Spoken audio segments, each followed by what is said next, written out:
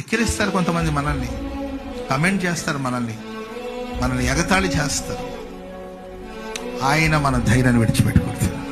ఆమెను చెప్పడం గట్టిగా, నీవేం చేస్తావు, నీ వల్ల ఏమవుతుంది, నీవేం చేయగలుగుతావు, నీవేం మాట్లాడగలుగుతావు, నీకేం వచ్చు, నీవేం చేయగలుగుతావని నిన్ను కించపరిచి నీవు క్షీణించిపోయేటట్లు, నీవు కృంగిపోయేటట్లు నిన్ను అవమానపరిచి అవమానకరమైన మాటలు మాట్లాడతారు కొందరు.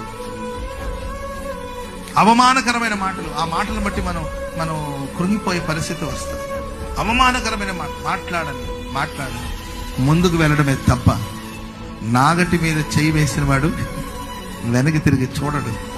సిలువను మోసుకుంటూ మనం వెంబడిస్తున్నాం. చెప్పండి కూడా మందరు గట్టిగా గట్టి గట్టి గట్టి గట్టి గట్టిగా హల్లెలూయా చెప్పండి, గట్టి హల్లెలూయా. ఒక్కసారి సిలువను మోసాము, ఇక వెను తిరిగి చూసేదే లేదు. ధైర్యంగా ముందుకు వెళ్ళిపోవడమే.